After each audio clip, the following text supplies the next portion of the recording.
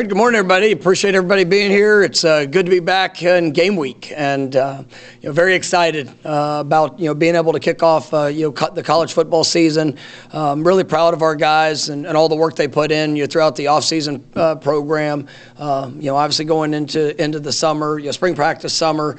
Here in fall camp, I thought it was very productive. I thought our guys competed at a very high level. We have a lot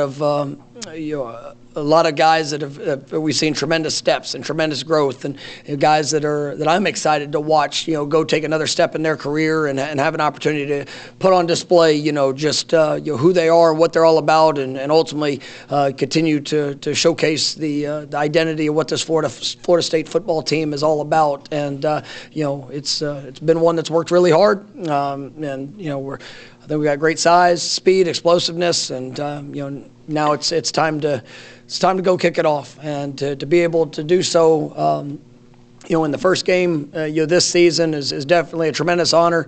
Having game day there, and we got a tremendous history and past with game day. Being the first on campus show, and now being their first international show.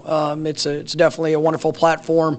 A great stage for our guys that they've worked hard for and have earned throughout what they've been able to do and accomplish. And so we're all excited about the week ahead. We still have we have a very important week in preparation. We're playing a very talented and experienced Georgia Tech team that I've got a lot of respect for. I think Coach K has done a wonderful job. His coaching staff, they've really done a great job of being able to build the confidence and showcase the skills and abilities of some very talented players. Throughout this last year, and you see the potential that they have as they're continuing on their ascent. And so we know it's going to be a great matchup, but for us, it's all focused on the Seminoles, and that's what we're going to be. That's what we're going to be. You're tuned into this week. Making sure that our discipline, our details, and overall putting ourselves in the best position to execute. Come Saturday. But really proud of the work that our guys have put into this point. All right, first question will be Brendan over here on your left. You mentioned back in, I think before spring, that this being one of the fastest and strongest, or the fastest and strongest team data-wise that you've had here. Now that you've gone through camp, is that kind of still helping? It has. I mean, and we try to measure all metrics, of all the comparables that we can, to see the growth, to see the improvement, the size, the speed. And that's something that's held true. It's been the most explosive fall camp that we've had. The workload. I mean the player load that our guys have poured into it. The number of top speeds that we've hit. I mean all have been highs for our time being here. And so that's, and like I tell our players, and that's a compliment to them. It's a compliment to Coach Storms, our strength conditioning, athletic training, nutrition. Everybody plays a part in that growth and development. And what I like is that I'm seeing guys that are growing in their confidence of what they're being asked to do. From a schematic aspect, the techniques, the fundamentals, to be able to showcase all of the work that they've poured into physically. So we're, like I said, I'm excited about this group and really looking forward to seeing them be able to play and apply that there in the moment of truth. All right, next will be Jordan, third row on your left. Coach, I was wondering if you had an update on Alex Atkinson's suspension, and if he won't be on the sideline, what your contingency plans are. Yeah, Alex, he will not be available there on game day. So we're going to go through a normal week of practice. We will obviously everything leading up, but on game day, he will not be with us, and we've got a plan in place. We've kind of implemented the plan throughout our scrimmage opportunities here in fall camp. Alex has done a wonderful job and continues to do a great job in helping prepare our players in all things, and Coach Fertitta will kind of take over that role there on game day operation. A lot of confidence in him and what he brings and what he has brought to our program over the last few years. And it's going to be as smooth of a transition as we can have it there on game day. And like I said, we've kind of been preparing for that here these last few scrimmages, but that'll be the status. Next will be Matt, third row on your right. The Georgia Tech DC was at Duke last year. Do you guys kind of expect to see a similar scheme to what you saw against Duke last year? And what benefit does the team have from already playing against that? Well, I mean, obviously every when you play against really good coaches, and I definitely think that Tyler's a really good coach, and he does a wonderful job. They will mix their personnel. They'll be able to mix what they do schematically to the guys that they have, and so we've done a lot of studying on what they did at Duke a year ago, but we also know that when you see the amount of versatility that he can deploy, that there's a wide variety of options of what we might see, and so for us it's making sure that we play with our eyes, we can adapt, we can adjust, we trust our rules and the things that we do against whatever scheme that might show up, but a lot of respect for him and just the job that he does. But also how he ties that to the personnel and the players that he has there at Georgia Tech. You look, they have a good number of returners, but they also have some guys that have transferred in that I think are really talented players that are joining that defense. And so I know he'll have a great plan in place as we kick it off. Come back over here to Brendan. With the specialists you return, kickoff returners you return, who you brought in, and then just the depth and talent of the roster, what are the expectations for special teams this season? It's a very critical factor for us, and offensively, defensively, got a lot of confidence what that will be. But I think if you look at a group that has a chance to really push us forward, it is our special teams units. And with Ryan, with Alex, with you talk about the returners, you do span last year. You had a huge kickoff return, there in against Duke. That was one of the spark plays, for us in the season. Obviously Jalen Lucas, and he brings a great dynamic.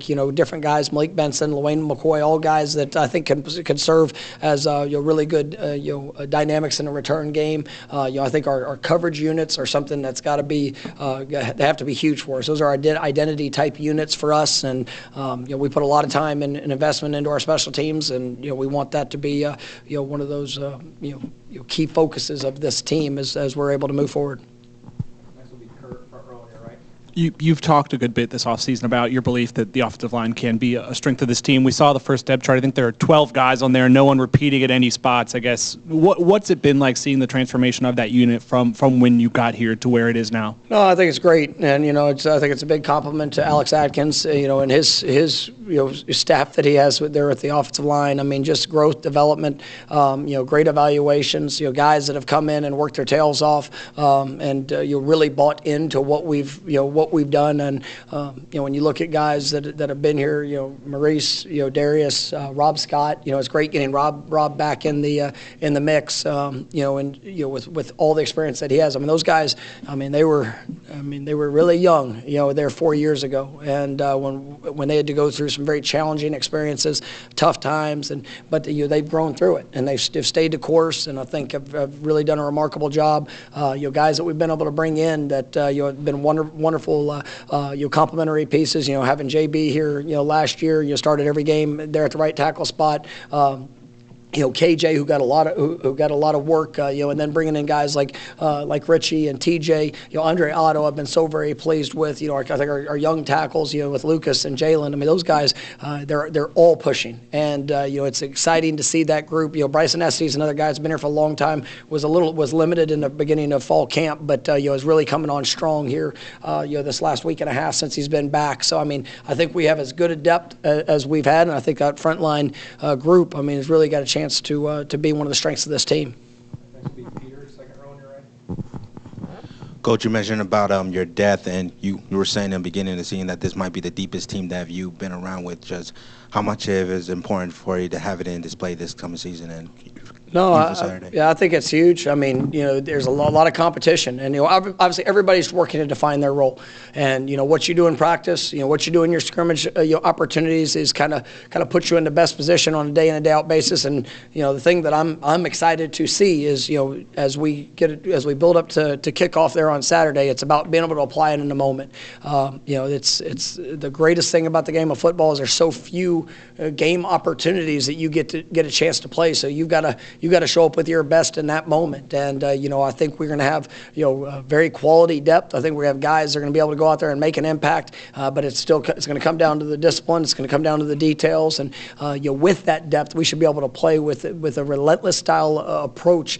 You'll play in and play out, because if you do need to get a break for a couple plays, and we're going to have somebody that can bring that same type of mentality and effort there at your spot. And so guys are still pushing to continue to define what that is, but obviously there will be some things that they're going to wait till Saturday to see how guys perform there in the moment. In your opening, you talked about guys who made big strides. Who are some of the guys that made the biggest strides for you? I think it's been it's a wide variety of them. I mean, I know you look at defensively. I mean, Azari Thomas is a guy that I know has been talked a lot about, but he was one that last year was our third corner, and then now has kind of jumped into that role of now being one of the starting corners. I think him and Fentrell have both done an outstanding job throughout the offseason. Really done some remarkable things. I think Shaheem Brown is almost night and day compared to where he was a year ago in just his overall understanding and the coverage ability, the physicality, the things that he's wanted to grow in. Seeing that ownership has really been remarkable. I think when you look at the defensive front, we got great confidence in that forcing unit. But I mean, a guy like Daniel Lyons, I think, has just really come along. I really like the depth of that defensive tackle position. But Daniel's been a guy that's played these last few years, some sparingly, but I think he's really pushing himself to take another step. The linebacker position, you got guys like Blake Nicholson, DJ Lundy, who's kind of been that third linebacker that is now, probably the leader of that group, and I think he's going to be just a really dynamic player for us and what he can do. But Juice Cryer, guys like, have taken some really nice, some nice strides, for us, offensively. I think Kyle Morlock, he's a guy that I think has really got a chance to be a great weapon for us. And you look at him, where he was a year ago. He came in and played, coming from a smaller school. Was very productive in what he was asked to do, but now you see the confidence really taking it to another level. As he understands and has seen the improvements, whether it's in the route game or in the blocking game of how he's grown. I think that he's really got a chance to be a great player for us. I think the receiver position, just as we've gone through fall camp, this last week was probably the best week we've had, just in seeing that group consistently showing up and be able to making plays and doing the little things, and you could see their confidence that's growing. And I do think we're going to have a great group that we're going to be able to run out there and be able to attack in a variety of different ways. And then you've already mentioned up front, but I mean the running back position, guys like Sam Singleton, I think has really done a wonderful job. Cam Davis, as somebody that I expect to play for us, and to be able to be a part of that running back rotation, and obviously with LT and Roydell and just that group. I mean, I think it'll be a really special unit for us. So I've been excited about a lot of guys that have kind of emerged, but it's been fun to see some of these younger guys that have been in the program that are taking those real positive steps. And you see that in the defensive backfield too, even with some of those younger corners like Quinn, Conrad Hussey. I think is taking some great strides. Brill Rawls is somebody I do think is going to be able to help us, and I'm just excited about that group. All right, next will be back right, Brad Vaughn. Coach, I think DJ's played in close to 50 games in his career. You've had him for over nearly 35 practices now. I guess just how familiar are you guys with each other? And as a coach, is there ever a surprise the first time you go into a game with a new starting quarterback for the first time? I mean, yes, there are, but I mean, most times it's usually early in somebody's career. DJ has played, and like you said, a lot of football. He's played a lot of football games, and he's seen it all. He's been through highs, he's been through lows. I mean, I could not be any more pleased with what I've seen. Since he got here in January, even just his growth. You go through spring practice. We tried to put him in some really challenging situations. Well, some of the things we wanted to see. We wanted to see him have to respond to a disappointment. We wanted to put him in the hardest looks to see what was his decision making, how would he go, and then how would he grow from that. And I think he's just done an outstanding job, and he's playing with a lot of confidence. I'm excited to go see him play like he's prepared, and if he does that, I think he can have a very special season. He's a great young man. He's a great leader. He's the work that he's put in, and he's got all the talent. So just tell him the same thing I've been telling him: just go out there and be himself. And we've got a lot of excitement and confidence in what that's going to be. Go back to Kurt, front row on your right. I think after the second scrimmage, you talked about the health of the team being in a good spot. Some guys might be questionable going into game week. I guess what are you able to share about the state of the team? Yeah, I think for the most part we're probably as good as you could hope for going into a first game. We got a couple guys that'll be kind of game time decisions. Got a few guys that missed out, but I think it's going to be as good as what we could probably hope for. We might have a couple guys that are limited, but right now we'll kind of see how it goes more towards the end of the week before we make any definite decisions on whether guys are available or not. But I feel really confident about where we are going into this.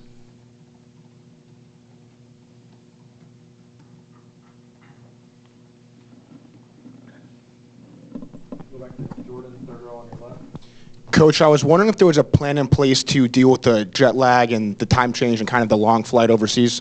We have. This has been probably the most preparation going into a travel plan or a game that I've ever. It's been a 1.5-year process, and I'll tell you, for our operations staff, they've been remarkable. Whether it's Jason and our staff there in equipment, just top notch in the preparation.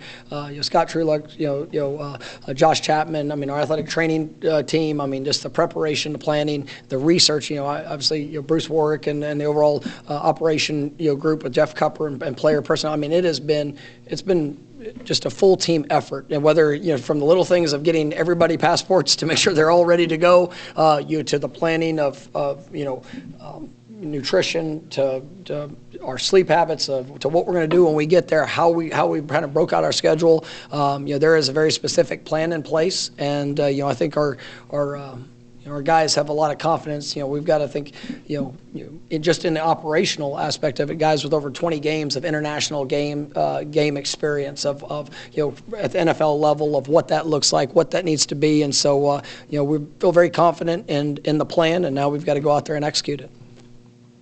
Anything else?